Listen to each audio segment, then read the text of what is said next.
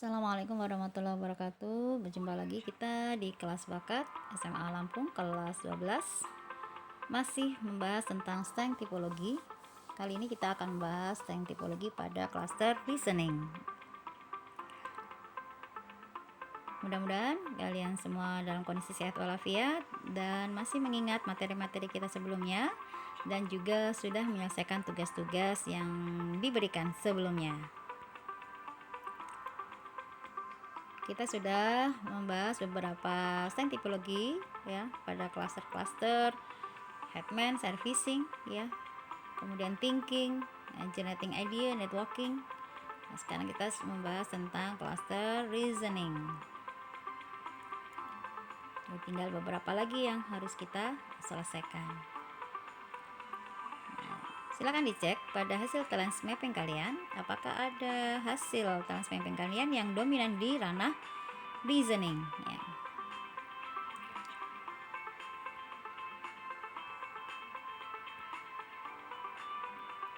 Di klaster tipologi, klaster listening berada di sebelah kiri ya, dengan kode huruf R, memiliki 3 tipologi ya, tipologi kekuatan, yaitu restorer, evaluator, dan explorer.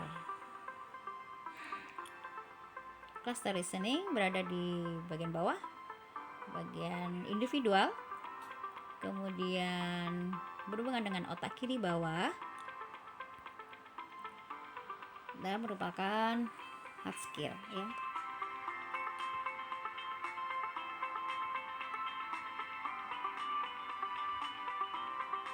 Listening merupakan aktivitas individual yang menggunakan otak kiri, yaitu akal pikiran, untuk menjawab kenapa dan bagaimana, serta melakukan penilaian atau assessment ya. Dia masih pada otak kiri, jadi ranah-ranah yang berhubungan dengan menjawab pertanyaan kenapa dan bagaimana, serta melakukan penilaian atau assessment. Gambarnya ada orang melakukan sebuah observasi atau memegang sebuah kaca pembesar untuk melakukan sebuah penyelidikan.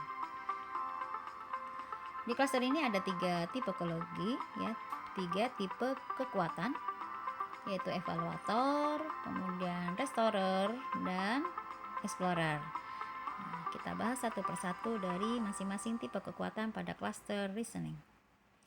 Yang pertama adalah explorer atau EXP ya.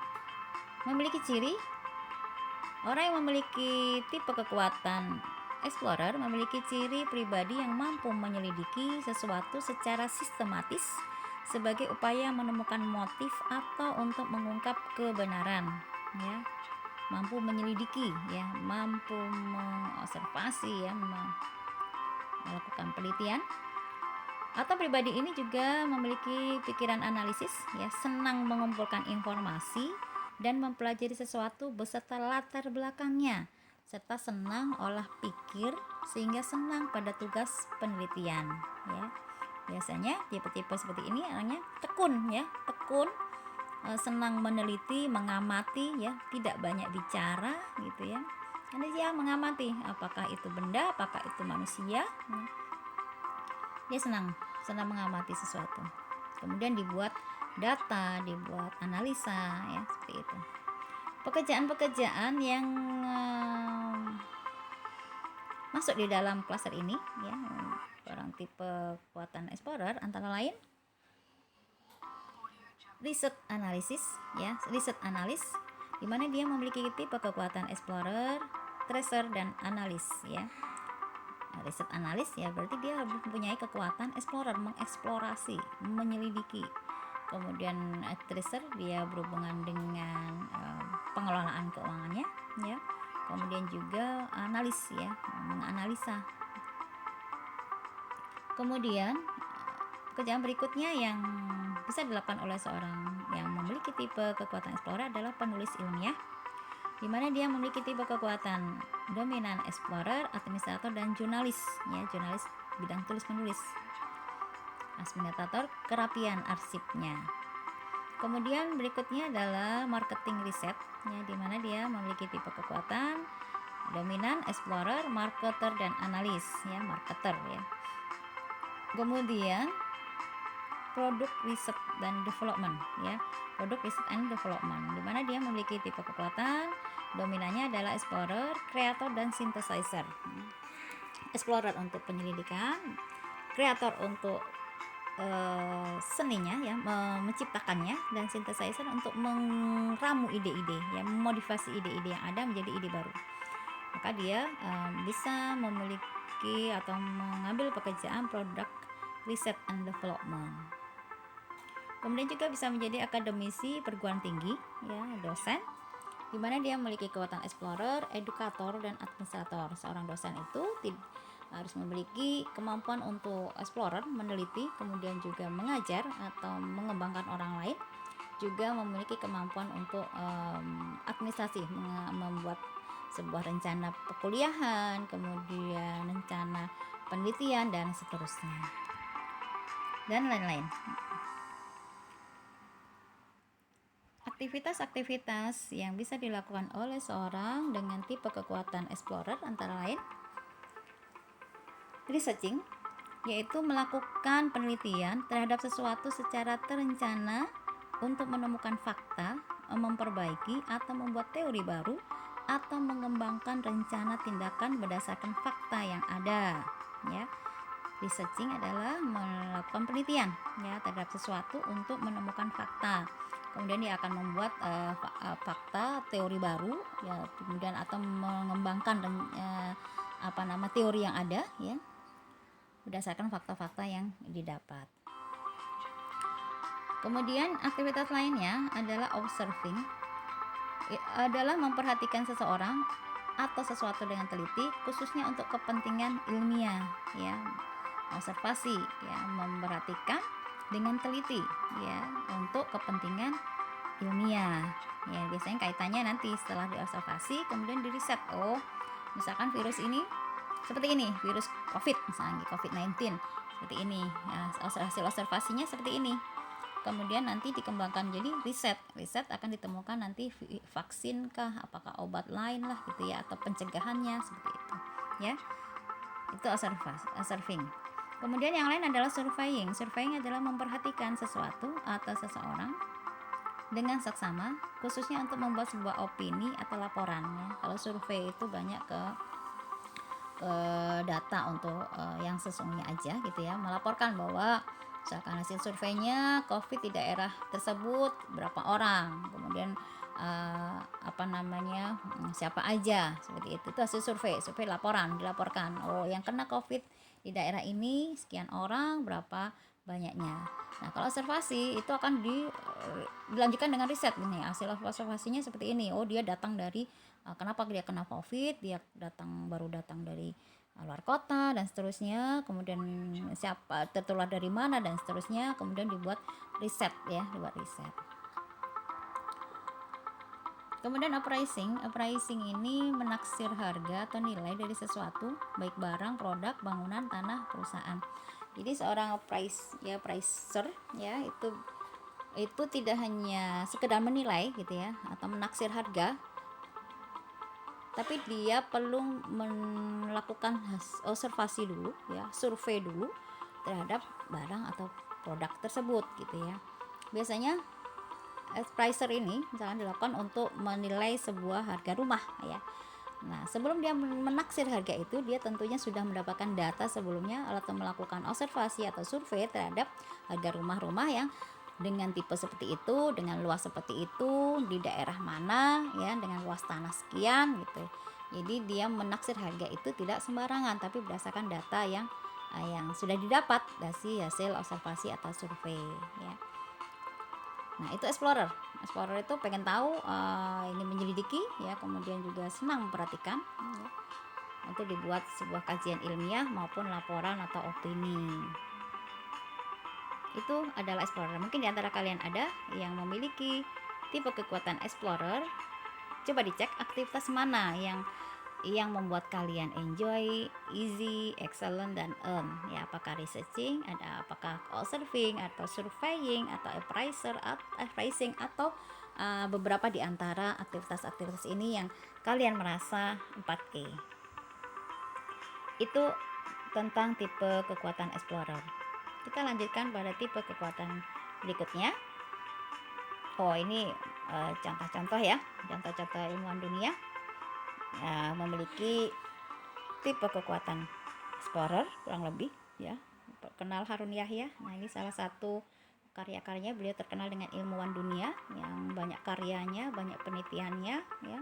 Kemudian banyak waktu itu tahun 90-an banyak berkembang video-video pembelajaran dari beliau, seorang ilmuwan muslim dari Turki.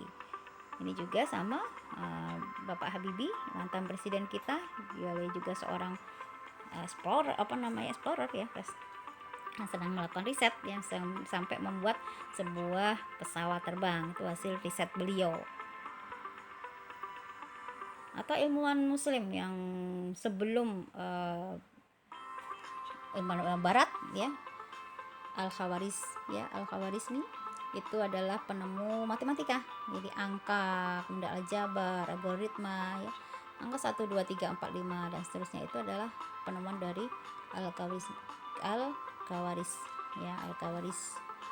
Seperti itu ya. Mudah-mudahan di antara kalian ada yang menjadi seorang ilmuwan yang bisa bermanfaat, yang menghasilkan sebuah ilmu-ilmu yang bisa dimanfaatkan oleh manusia sepanjang hayat. Tipe kekuatan berikutnya adalah evaluator. Orang dengan tipe kekuatan evaluator memiliki ciri pribadi yang mampu melakukan studi dan analisis yang mendalam untuk membuat kesimpulan mengenai sesuatu ya, menyimpulkan ya. Atau pribadi yang berpikiran analitis, teliti, sesuai dengan aturan, sehingga suka dengan tugas-tugas menganalisa untuk menilai atau membuktikan sesuatu terkait nilai, mutu, kepentingan atau kondisi ya. Seperti itu. Jadi evaluator ini juga orang-orang yang sangat teliti ya, orang teliti, tidak boleh salah gitu ya, sesuai dengan data ya, kemudian membuat sebuah analisis dan evaluasi dan kesimpulannya ya. Ini untuk kemajuan atau pengembangan sebuah perusahaan, lembaga, kantor dan seterusnya ya. Contoh pekerjaan dari seorang tipe kekuatan evaluator ada antara lain adalah auditor ya. Auditor paling tidak dia memiliki tipe kekuatan dominan adalah evaluator, analis dan tracer ya. Auditor ini biasanya berhubungan dengan audit keuangan baik perusahaan maupun instansi pemerintah ya. Kalau kuliah biasanya mengambil STAN ya, STAN, kemudian dia akan menjadi sebuah audit keuangan. Kemudian bisa juga menjadi seorang wasit atau hakim, di mana dia memiliki tipe kekuatan evaluator, mediator dan komunikator ya. Mediator pernah kita bahas ya, seorang menjadi penengah ya. Kemudian juga komunikator, dia bisa menyampaikan maksud ya, pikiran maupun perasaannya dengan baik. Dan tak lupa dia juga seorang evaluator ya, seorang yang bisa mengevaluasi kinerja hasil dari sebuah aktivitas. Atau menjadi seorang penjamin mutu produksi ya, dimana dia memiliki tipe kekuatan evaluator, quality controller dan producer ya. Biasanya di pabrik-pabrik ya ada squishy ya, seorang yang menilai mutu kualitas ya, tapi tidak hanya di perusahaan sebenarnya ya gitu, tapi di tempat lain juga ada penjamin mutu. Kemudian ada juga penjamin mutu pendidikan. Nah, kan tadi produksi ya berhubungan dengan barang, kalau ini berhubungan dengan pendidikan. Makanya salah satu tipe kekuatannya adalah edukator selain evaluator dan quality controller. Lain lagi adalah penilai kinerja SDM ya, dimana dia memiliki tipe kekuatan evaluator, selektor dan edukator ya. Bagian SDM atau HRD ya, Human Research Development. Kemudian dan lain-lain, dan banyak lagi ya, masih banyak lagi pekerjaan-pekerjaan yang bisa dilakukan oleh seorang dengan tipe kekuatan evaluator. Kita masuk pada aktivitas yang bisa 4E yang bisa dilakukan oleh seorang evaluator. Yang pertama adalah Evaluating, ya, menimbang atau menilai sesuatu untuk menentukan harga, kualitas, dan kondisinya. Ya, menimbang atau menilai sesuatu untuk menentukan harga, kualitas, dan kondisinya. Jadi evaluator tugasnya itu mengevaluasi, jadi menilai sesuatu atau menimbang sesuatu untuk menentukan sebuah kualitas.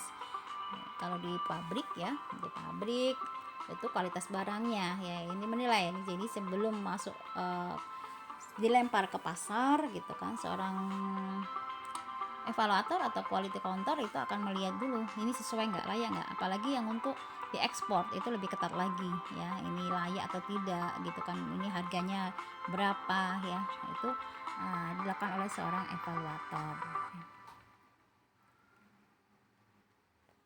Aktivitas lainnya yang 4E adalah auditing, yaitu melakukan pemeriksaan dan koreksi terhadap laporan keuangan yang dilakukan sesuai kebutuhan, ya.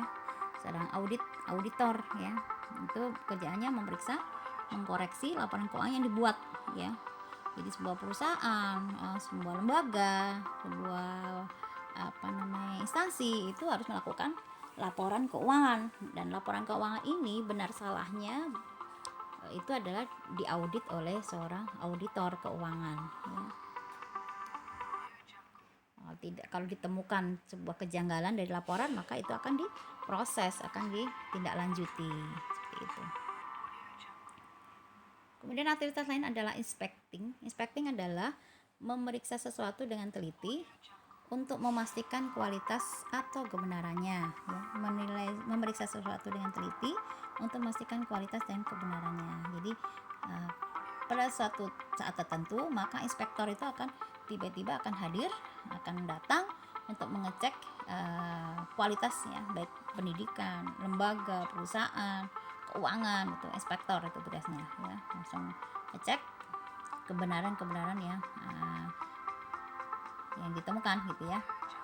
Biasanya dari inspektor itu dari auditor, ditemukan auditor ada sebuah kejanggalan, maka inspektor akan datang untuk ngecek, ya, seperti itu. Kemudian juga investigating, ya.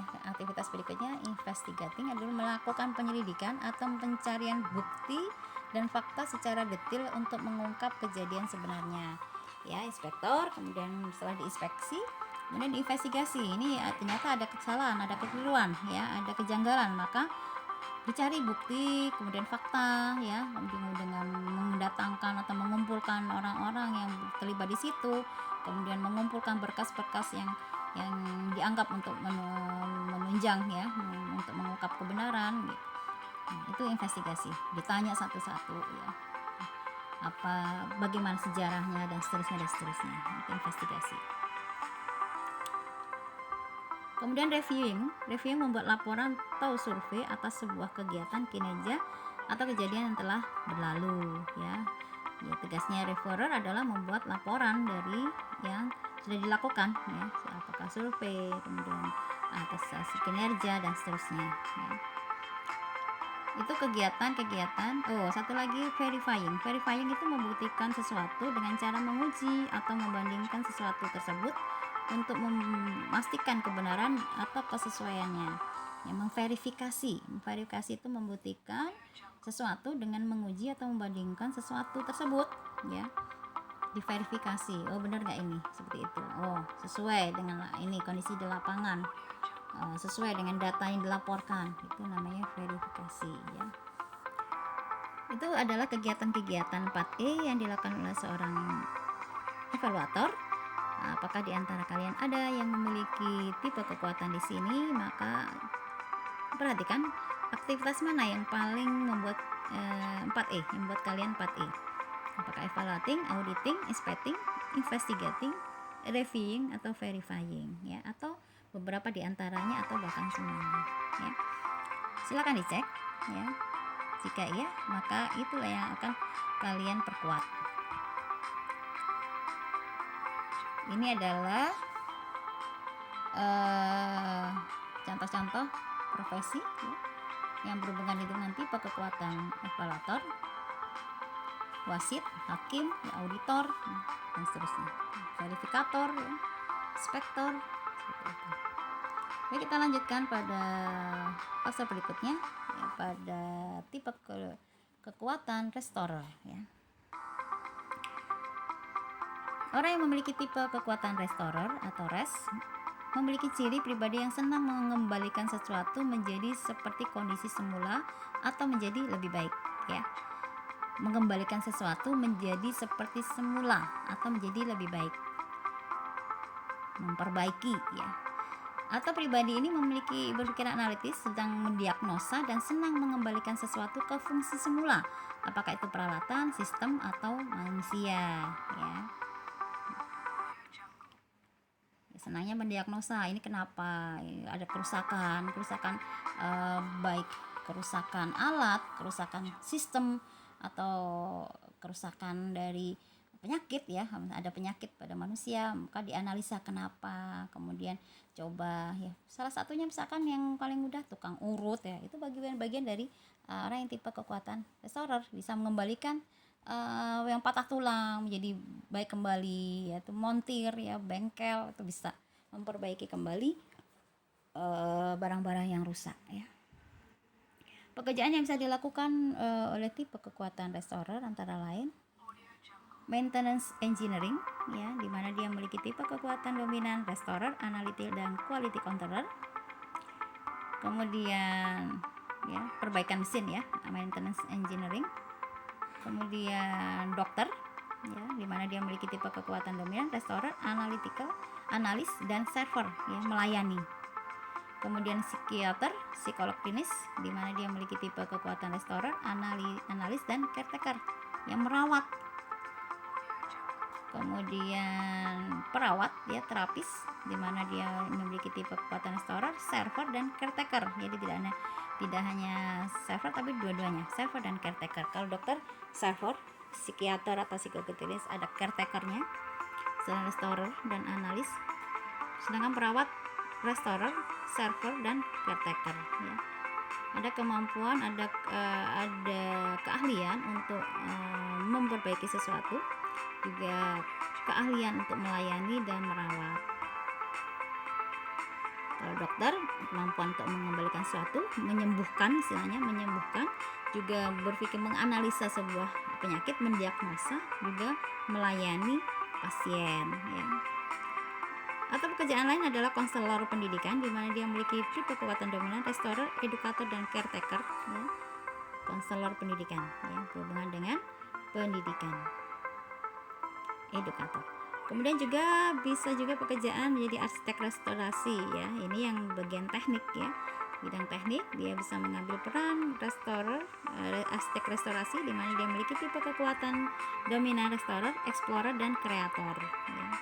Ini misalkan bangunan-bangunan bersejarah, ya, dia harus mengembalikan fungsi bangunan itu menjadi seperti semula, ya, apakah dia candi, apakah masjid, apakah museum dan seterusnya, dan lain-lain, ya, dan lain-lain. Masih banyak lagi pekerjaan-pekerjaan yang berhubungan dengan tipe kekuatan restorer. Kita bahas sekarang, lanjutkan dengan aktivitas 4E bagi seorang dengan tipe kekuatan restorer, antara lain diagnosing. Diagnosing itu mengidentifikasi penyebab dari suatu masalah, ya, mendiagnosa, mengidentifikasi masalah dari suatu, mengidentifikasi penyebab dari suatu masalah, ya. Kalau dokter, batuk, pilek, ya, kenapa ini sakit, ya, diagnosa, apakah ada penyebabnya, ya. Kenapa nggak bisa tidur, kenapa penyebabnya, kenapa ini rusak nggak bisa dipakai lagi alat ini, diagnosa, kenapa ini nggak bisa dipakai lagi, kenapa HP rusak, kenapa laptop ini nggak nyala. Mendiagnosa. Seorang yang senang melakukan kegiatan ini ada kemungkinan dia memiliki tipe kekuatan restorer, ya, senang mengidentifikasi, ya, penyebab atau sebab dari masalah. Kemudian identifying mengenali sesuatu dari seseorang, ya, mengenali sesuatu atau seseorang agar dapat memastikan kejelasan identitas sesuatu atau seseorang tersebut. Yang bersama, ya, mengidentifikasi sesuatu atau seseorang agar dapat memastikan kejelasan identitas sesuatu atau seseorang tersebut, ya.